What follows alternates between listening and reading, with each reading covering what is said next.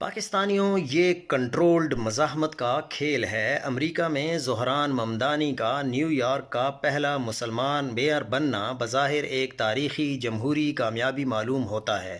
لیکن اگر اسے عالمی سیاسی حقیقت اور صہیونی استعماری نفسیات کے تناظر میں دیکھا جائے تو یہ محض ایک عوامی فتح نہیں بلکہ ایک گہری نفسیاتی اور سماجی حکمت عملی کا حصہ نظر آتا ہے۔ امریکہ کی سیاسی ساخت، اس کے انتخابی ادارے، میڈیا نیٹ ورک، سرمایہ دارانہ عطیات کے ذرائع اور فکری تھنک ٹینکس سب کسی نہ کسی درجے میں ان قوتوں کے زیر اثر ہیں جو خود کو آزادی اور جمہوریت کے محافظ کے طور پر پیش کرتی ہیں، مگر در حقیقت سرمایہ، طاقت اور عالمی نیٹ ورکس کے ذریعے عوامی شعور کو کنٹرول کرتی ہیں۔ اس پس منظر میں زہران ممدانی کی جیت کو ڈارک سائیکالوجی یعنی طاقت کے نفسیاتی کھیل کی ایک مثال کے طور پر دیکھا جا سکتا ہے۔ ڈارک سائیکالوجی کا بنیادی اصول یہ ہے کہ طاقتور نظام براہ راست عوام کو دباتے نہیں بلکہ ان کے اندر ایک مصنوعی آزادی اور خود مختاری کا احساس پیدا کرتے ہیں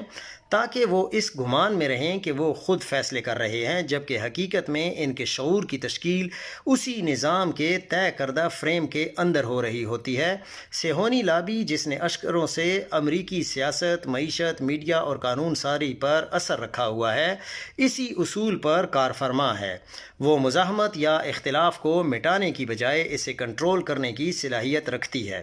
اس کا طریقہ یہ ہے کہ وہ بعض افراد یا تحریکوں کو آگے لاتی ہے جو بظاہر اس کے خلاف نظر آتی ہیں مگر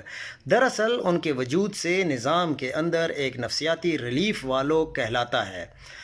اور جیسے ہی یہ ریلیف کھلتا ہے عوام کو یہ محسوس ہوتا ہے کہ وہ نظام کے خلاف آواز اٹھا رہے ہیں، جبکہ ان کی ساری توانائی اسی نظام کے اندر ضم کر دی جاتی ہے۔ ممدانی کا انتخاب اسی کنٹرولڈ اپوزیشن کے اصول پر ایک نفسیاتی تجربہ دکھائی دیتا ہے۔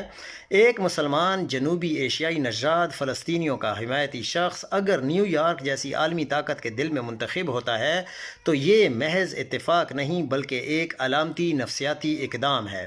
یہ ایک ایسا انتخاب ہے جو عوامی شعور کو یہ یقین دلانے کے لیے ترتیب دیا گیا ہے کہ اب نظام بدل رہا ہے، جبکہ در حقیقت وہی پرانے طاقت کے ڈھانچے اپنی جگہ برقرار ہیں۔ اس حکمت عملی کو ایلیوژن آف چینج کہا جاتا ہے، یعنی تبدیل کا تاثر پیدا کرنا جبکہ طاقت کے مراکز بدستور قائم رہیں۔